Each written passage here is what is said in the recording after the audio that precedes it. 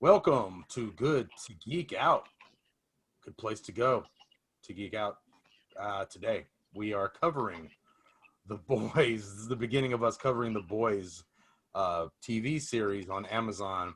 And as Stroughter texted me yesterday, I'm very surprised we have not been covering it up until now. Great show. Lots to talk about. Editor San Antonio. Excited to start with my buds here. G Money, Big Greg out of West Hills, California was good. Boba Fresh, San Francisco. Night Thrasher or Jay from Los Angeles, California. Or I'm Edebisi from Oz. Hello. I'm Ah, Edebisi. one of my favorite bad guys ever. So The Boys. It's a little background on it. It's written. It's based on a comic book, obviously, written by Garth Ennis, who wrote Preacher. If any of you have watched the Preacher show, you understand why it's so violent and sexual. He also wrote The Punisher for about 8-9 years. So he's a very his writing has a lot of violence, uber violence, shall we say. Anything you guys want to start it off with thematically? I think that you kind of hit on it as Garth Ennis is wont to do. It's an excellent what if this happened in the real world with a lot of twist with this idea of what if these superheroes actually had existed in our world and how would people deal with them, especially as we live in the age of the celebrity leadership and worship of our heroes and celebrities. I think that it did a great job taking what in the comic book is an extremely esoteric, like it's written for comic book fans with a lot of twist of comic tropes like Lamplighter, which we'll get into eventually at some point. And that comes to my idea that they did an amazing job. I don't think watering it down, but switching up the material to make it much more consistent across the board with the way that the world itself works, as opposed to in the comic, they kind of go far out with like, well, if you read comics, wink, wink, this is what happens in comics. And this is how we're going to explain it. And this one, they do a fucking solid job of maintaining a real world continuity of their internal logic. I'm impressed with this show. Segue, I agree. I thought it was a realistic political and it showed the real political and economic impact of where the world would work if we really did have people with extraordinary gifts. And so, it just, I mean, on top of that, they add, a lot of comic book aspects. They add a lot of comic book movie humor, a lot of, dark humor that you would see, and the comic books. I picture Hugh standing on the sidewalk right after, A Train takes his girl out, and he's just standing there holding hands, and like that, that's crazy. You won't get that. You don't get that in any other like superhero shows because they keep it in a realm that's a little bit outside of reality, where this one goes there, right? There's so many times where they just go there.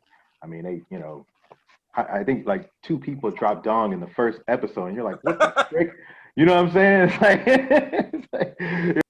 I think I agree. I agree with both of you guys that it covers what real life, what lives we will have if we had superheroes. It covers political. It covers the political side.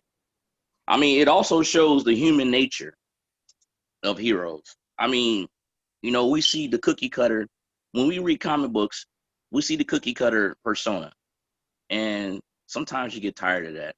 And The Boys, what it does is that it opens up a realm of what heroes would actually do. They're humans too. They got human nature. You got, you know, like the whole Starlight and the Deep, or as I like to call them, Stargirl and Aquaman. But the Deep is obviously not Aquaman. Period. I mean, like I said, the dark humor that Greg referred to. It's that dark humor, but it's real though, because stuff like that does happen. We just don't know about it, but it covers human nature. And for me, maybe this is a little bit biased, but when I see the Seven, I see is that how the Justice League would really act. I mean, I can picture Superman doing some Homelander stuff, not to that extreme, but yeah. But all in all, it covers the whole human nature of what would happen. It covers the political stuff. It covers the media, because the media is involved in what happens when you put the government and the media working with superheroes. I mean, I think that's what will happen. I've never seen anything like realistic based like this since the whole Kick-Ass thing. So I'm digging it. But I think getting to this idea of the philosophy at the core of the show really hits on, what would this really be like? But I think the way that it tackles our love of celebrities and hero worship, like fucking LeBron James can shoot the shit out of a basketball, but he can still get 10,000 people to register to become pollsters and deal with the voting. And, so this is just someone who can shoot the shit out of a basketball. So imagine if he could punch someone through a wall and shoot lightning out their hands. The more extreme of their abilities, the more power that we end up giving people, or the better we want them to be, just because we want to put these, nothing sucks more than our heroes turning out to be assholes. Never meet Because your we hero. want them to. So who gets a better contract, LeBron or A-Train? Who gets the better Nike endorsement? We give it to, That's when you start handles using his your money better. outlet. When you start using your outlet as a brand, when you have powers, you start using it as a public platform. It's like you said, LeBron James is the perfect example. He can shoot the hell out of a basketball, and whether he wins or loses, people are going to praise him because he's a political leader. He's used the NBA as a platform to express himself, and that's what the boys is doing, because now you're a suit and you have powers.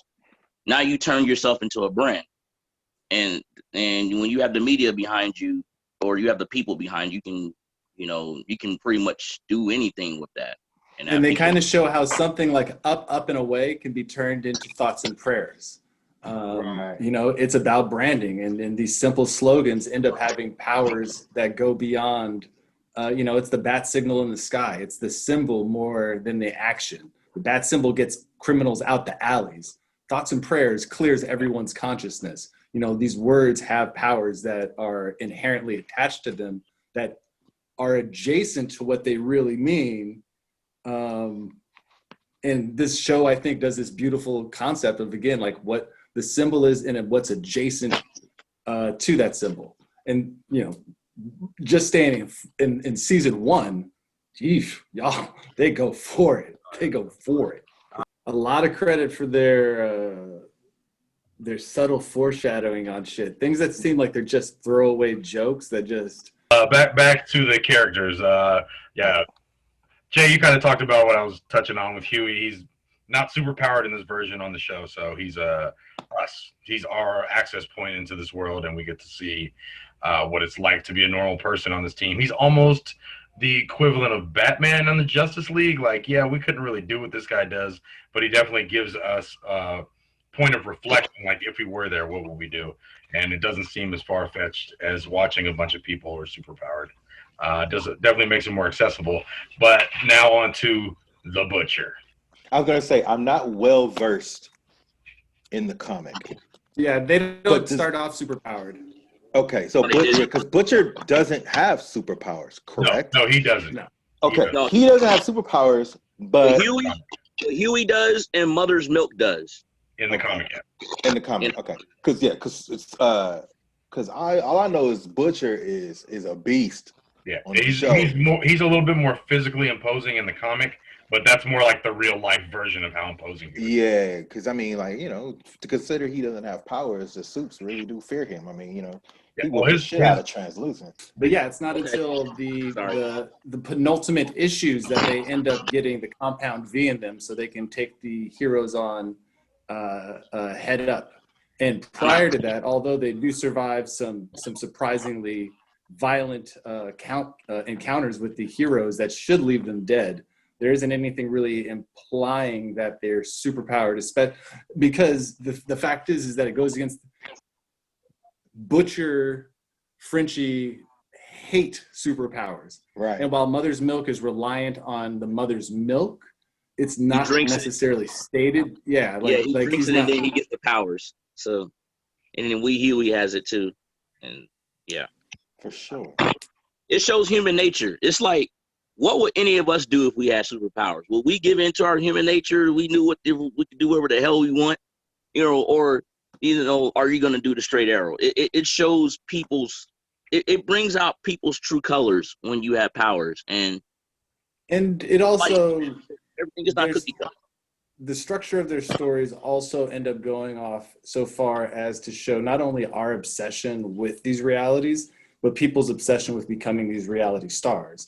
And again, like, I'm trying to stick to season 1 as much as I can, because Stormfront just pivots shit in season 2 in a way that I think, again, improves on the comic books in a major way. But season 1 is totally not lackluster for her not being there whatsoever. So, like, just dealing with things like Starlight and Starlight's mom, and what one of these dancing moms would do to get their daughter put into the spotlight, and how we kind of just don't trip on that.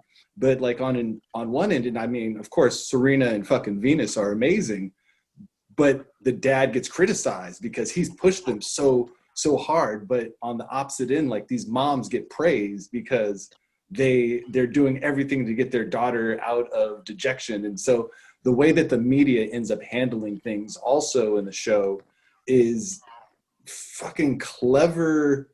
It's this clever adaptation of, like, how do you get the marketing done? How can you make all this happen? And again, just sticking with season 1, like, Elizabeth Shue's fucking character is so beautifully manipulative. Like, she is what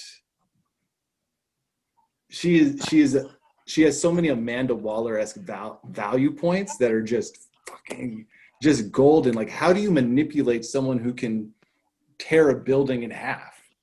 Like, Before you go further in the Queen Mall, let me there's something that you said that brings up a scene that had me that hit me a little bit, where she's calling her mom to tell. I mean, what she really wants to do is tell her mom about the fact that she was just assaulted by the Deep. Wait, you're talking about Starlight. Starlight's talking to her. Excuse me, I'm sorry. So Starlight's talking to her mom, and she's gonna tell her about she had an incident with the Deep, right? But her mom's like, "Oh, let me tell you this story." So I'm talking with Gladys. I forget who the lady's name. I'm talking with Gladys. She's going on and on about her daughter getting into medical school, and I told her, "Yeah, well, my daughter is now one of the 7." Boom, and that was like the mic drop. You know what I'm saying? Yeah. that was the mic drop. Yeah. Now, what were you gonna say?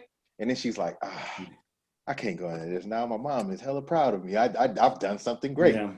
I think the Deep's comment was, "It's just a little meat smoking." He actually Human said nature. You know what? Human Actually, that's also a very good commentary on how accepted it is for women to be sexually, like, attacked, Sexualized. sexually attacked on, like, a verbal level on a daily basis, and no one says or does anything about it. And the women especially, which is sad. I mean, what's Hollywood. chilling in the women's restroom is a perfect example. I think the Deep did. Me and my friends kind of came up with. I mean, when we first saw it, we said, "Oh, Deep." He just Harvey Weinsteined her, man. I'm like, whoa. I was trying not to bring the name up, but No, Yeah, but there are but parallels. There are parallels. Yeah, there are and the parallels. fact Like, is that Harvey Weinstein her, bro. Like, it is one of those things that's, like I said, that they end up switching from the comics. Like, and this is one of those quote unquote toned down situations, but I think that it is actually turned up, because instead of having 3 dicks swinging in her face, she's just got one, and she used to have a crush on him. And he ends up using that against her later. And he's like, "But what? You had a crush on me. Like, what's this problem?" So just showing the poisonous mindset that ends up happening within sexual assaults. And even on the level, like, she can take a 50 caliber shot to the chest, but she can't stop this. Like, there's, like, what is a superpower? Oh, these are different things. I'm sorry. I didn't. I mean, and then she's also like the example of innocence You open the door. naivete on the show. So like, she's not even mentally equipped to deal with something like that, much less physically. No. I mean, because she's very sheltered and hidden growing up. Because she thinks it's all cookies and rainbows. I mean, she Yeah. sees the 7 on TV. And then she thinks that represents the idealist in people that are also naive and ignorant and think everything's okay. And sometimes it has to smack you in the face literally a few times until you realize it's not. reality. Sometimes Well, and people don't. there's also this idea that I'm the chosen one, and because I'm chosen and I'm gifted, I should be the one who's an inspiration and out there and leading people. And like, what does the ability to shoot fucking electricity out of your eyes have with you being a good moral person? And so the juxtaposition that they do of all of these characters, like the introduction of Translucent Man and how dirty he is, and so that's one of the things, like Translucent Man instead of Jack from Jupiter.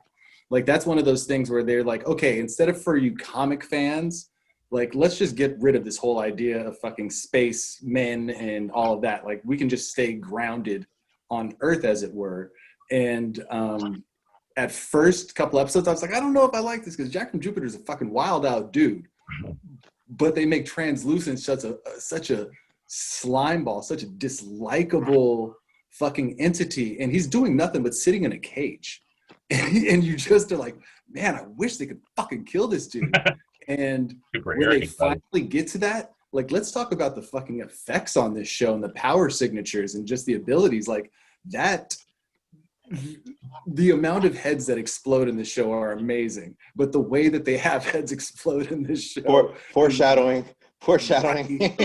No, I mean, just that scene where Huey's holding his girlfriend in the slow-mo. If you look closely, you can see her jaw, the bottom of her jaw, floating in space, along with other organs, and he still holds his hands. Like, it's almost like an Italian horror film how they choreograph the death scene. It's crazy. I slow-moed that. I have to slow-mo that. But Rob, I want to touch on, based on what you said, you was a question like Elizabeth Shue's character. I'm going to say that she was, maybe I'm going to get hits for this. I'm like, man, she was deceptively sexy. I mean, the two things that she had over Homelander is seduction and intelligence. Because, come on, let's face it, Homelander has the mind of a kid. He can have all that power. He can have the power to do whatever he wants with his Machiavellian attitude, henceforth to quote, absolute power tends to corrupt. But he still has the mind of a kid. And because Elizabeth Shue's character, Madison Stillwell, was able to control him because she knew what he liked. She knew what made him tick. And you can have all the power in the world, but if you can get into someone's brain and you know what their likes are, you know what makes them tick. She showed that you can manipulate them. Completely. And I think that, several things that you kind of hit on there. The ability to manipulate a superstar, like Britney Spears ain't right? Like, yeah, like right. Michael Jackson wasn't right? Like, these stars are raised in these bubbles where they end up becoming emotionally stunted because they've never had to deal with the reality of an actual junior high getting fucking in a your mama battle that you lose, and it makes you a better person. But you learn the limitations of society in the world. And so they do a great job. Madeline does a great job exploiting, like, how do you manipulate a celebrity? How do you become a celebrity handler and get the most out of them? And again, not getting ahead to season 2, but there's an issue handling these heroes when that personality isn't there, when that person doesn't have those tools and knows how to manipulate them, and these fucking heroes start running ramshot. And that goes into my other last point, is that this is one of the best gender bending / race bending rebrandings of all these characters, like from the Deep switching his race to Stillwell switching her gender, like to A-Train. Exactly. A-Train. So A-Train was white in the comic book. He wasn't black. So all of these little things all of these things are funny because they would make a traditional, like, this is ridiculous. You can't be switching even one person, and now you're switching 15. And they're like, fuck it, we're gonna switch whoever the fuck we want to, and we're gonna tell a better story for it. And they do it throughout the entire framework, and it's so fucking amazing. Yeah, I think that that's one of the best aspects of the show is how they make gender not just a transparent, like, we're making this character a female just because we want to fill out this role. Madeline Stillwell's interaction with everyone switches dramatically because she's a new mom. Like, that's part of her character and her motivation and how everything kind of breaks down. It's wild, and we still don't know where that. Well, whatever. I'm sorry, I don't want to. But I really like that you see immediately off the first 2 episodes, and it kind of continues throughout the show, is all the background, like PR work and all the decisions made behind the scenes. And it's just like, it's what goes on in real life with politicians, with actors, actresses, and they're doing it with these superheroes who are just supposed to be concerned with saving the world. And it's just a nice juxtaposition of like, because then you can use that to talk about so much stuff in society and other things, but just talking about superheroes, right? That's all you're talking about, right? That's the beauty of the show. You can multiple interpretations. Anything, Greg, that you noticed closing out, or something from the last point you'd like to make? You've been a little quiet. I think Huey's a fool. He should have got way more than $45K out of that. Screw that apology. Show me the money. Somebody gets a worse deal later on, right? Yeah. Oh, funny side note on that. Simon Pegg is the basis for the character Huey in the comic book. So having Simon Pegg be his father. Oh, really? It's a nice nod. Yeah, it's a nice nod. Hey, and shout out to Simon Pegg. Great American accent. Oh, we were talking about that earlier. You thought so? I didn't notice until too late. Great American accent. On that. You really see it when he's talking to Huey, and he's telling him, you don't have it in you for this fight. Like, you really get to, like, I was waiting, like, because the scene gets they get a little excited. And a lot of times that's where you see people slip up on their accent. And he actually did a pretty good job keeping the American accent going. Nice. Greg, let me touch on that right there. Let me touch on what you just said.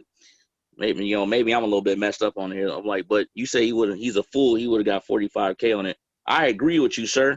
That was me. I would have got more out of it, but I still would have kept my vengeance in going to go screw over A-Train. Why not have both? Yeah, no, exactly. But I mean, why not if you're gonna have both anyway, you know what I'm saying? Yeah. Get paid. We also underestimate the threat of someone with laser vision just kind of hanging over your. I might settle. I just might settle. Yeah. Well, yeah, you see what happened to the dude on the airplane. Yeah, who was right. Trying to threaten. So, whole Compound V was introduced in this. An amazing scene with that kid being so stoked. He's like, "Look at that! Oh, it's such a Superman shout out too. The way he does the little nod and the 2 fingers off the dome. It was I'll say this. That's the one thing that Frenchie showed me, because Frenchie, as weird as he is, he's also kind of cool, because you were figuring out, man, you can't hurt Translucent. He's invisible and his skin can't be penetrated. But then he figured out, oh, okay, I know how to hurt you. I'm gonna stick something up your stick something up your. I'm like, right there, I was like, you know what? It showed that, Soups can be hurt. Soups can not only be hurt, Soups can be manipulated as well too, though. It's the power of the human brain. As far as, like I said, the first 2 episodes, I'm not gonna go spoiler, but when I watched the first 2 episodes, it goes to show you that this is a reality, this is the real world, but it also shows you that, it's like I said before, with power, absolute power tends to corrupt, but power is not everything. Yeah. Power is not it shows human nature, it shows the human mind, it shows what people's intentions are, and as far as the 2 episodes, it wakes people up, and I like that. It shows real life situations of what it would do. It goes to the point, I'll close it out to this, it goes to the point of one of my quotes I always say when it comes to meeting people. Never meet your heroes, kid. all right. Yeah. Find out they're human. Yeah, man. That's a good point. On that note, editor, closing out San Antonio. Peace.